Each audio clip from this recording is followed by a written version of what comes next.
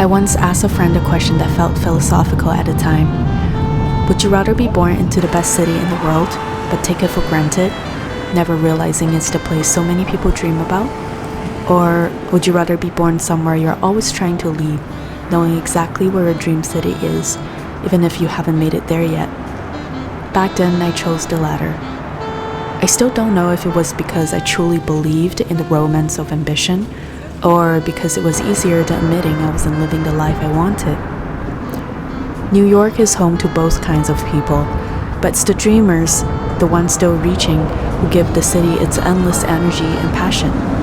I've been to New York many times before, but this time I'm seeing it differently. Not as a visitor, but as someone trying to belong. Lost in a city of millions, I found something unexpected. The freedom to be alone.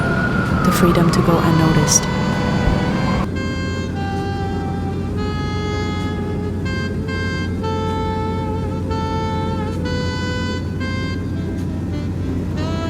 We arrived on a sunny Thursday afternoon. We stayed at a friend's apartment who just happened to leave town for a few days. I'm convinced that if New Yorkers could rent their place out for a single hour to make up for the missed rent, they absolutely would. Just around the corner was a low-key brunch spot called Milk and Roses. The back garden doubles as a wedding venue, but in December it's just dry leaves and sharp wind cutting into my face. Still, I know the trees will grow back, and when they do, people will fall in love here again. They always do. They called this a grilled cheese sandwich. I'm not sure by what definition, but okay. For $25, I committed to pretending it was good. After lunch, I headed to Soho for the only store I really wanted to visit this trip.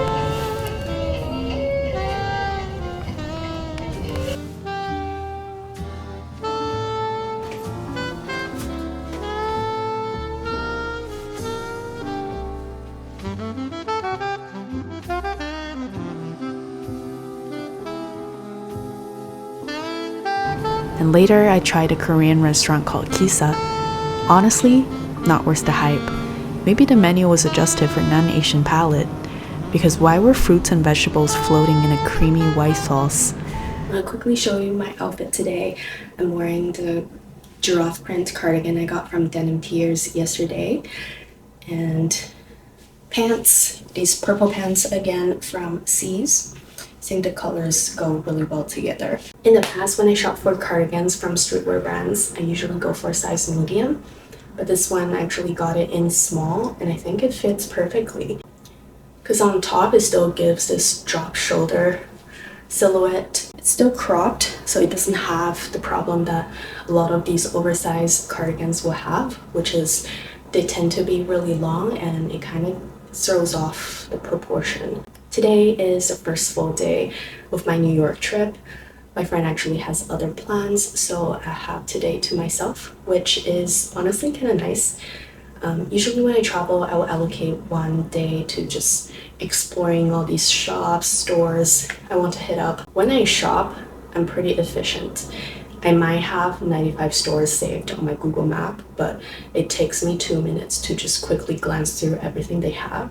If there's nothing I'm interested, on to the next. So it's nice to have today to myself and just get it over with, so tomorrow and the day after, me and my friend can go explore and do other things. We are staying in Greenpoint this time, which is a really nice and peaceful neighborhood, but the only thing is it's kind of far from everywhere. Since I'm already doing a try-on haul, I'm just gonna show you this other piece I got from Denim Tears yesterday, which is this tiger camel. Is that what's it called? Tiger print camel, long sleeve, in size large. I think it fits like a true medium actually.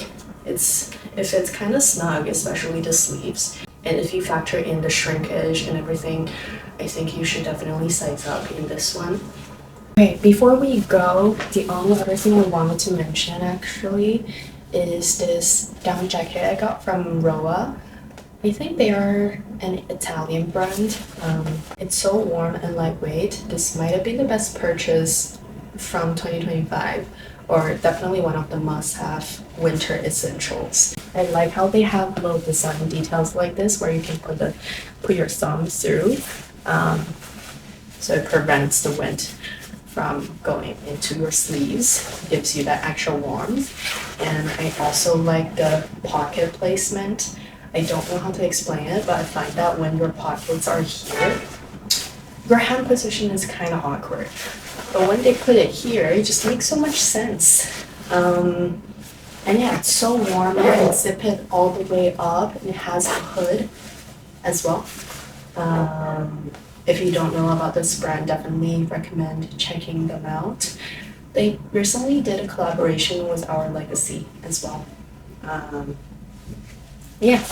Okay, we're really gonna go out now, so I'll see you in a bit.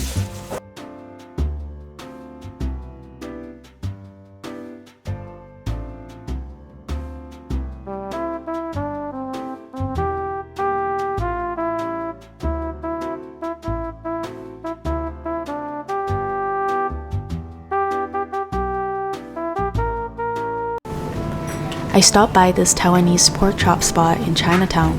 They say the director An Lee used to eat here before he made the films that brought him to Hollywood. I always wonder if stories like this are true. Still, they give me hope that people eventually do make it.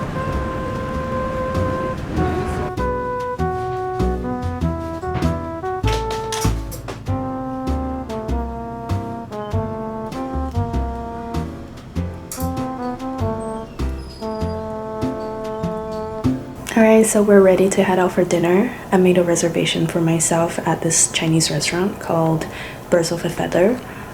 It's in Brooklyn, so I'm gonna walk to this bar first because they have a photo booth I wanted to check out, and we'll probably Uber from there. See you in a bit. Walking through the streets of Williamsburg, trying to soak in the Christmas spirit. I keep telling myself this camera was the best investment I made all year. It forces me to slow down, to notice the small things that stir something inside me. Watching the clips later takes me back to those quiet, lonely streets where the air is crisp, the roads slick with freshly melted snow, and the warm glow of Christmas lights just pulls me closer.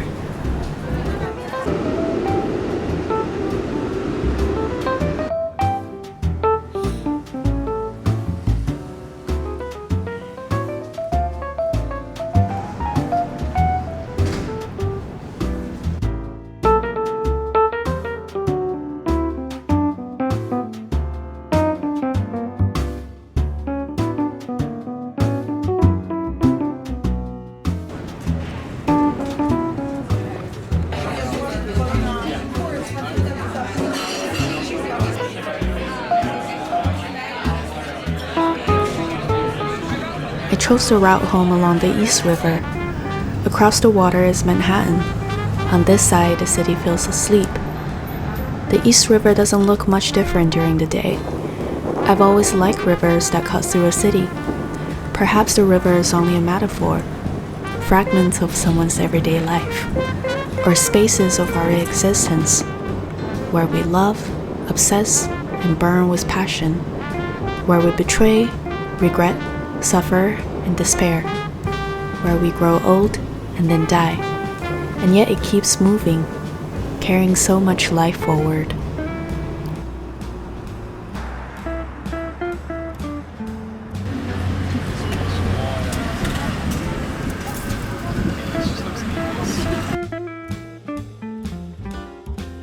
It's Christmas night.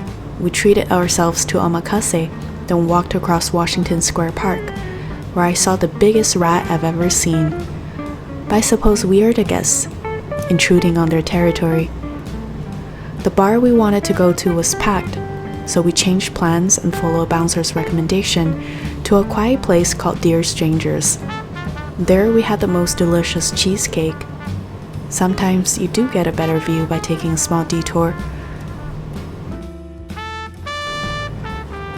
As E.B. White wrote in Here is New York, people who pull up stakes elsewhere come to New York, seeking sanctuary, fulfillment, or some greater or lesser grail. The power to grant such dubious gifts is one of the city's great mysteries. It can destroy a person, or it can fulfill them, depending largely on luck. No one should come to New York to live unless they're willing. willing to be lucky. With the new year approaching, I hope we're all willing to take that chance to get lucky, no matter where we are.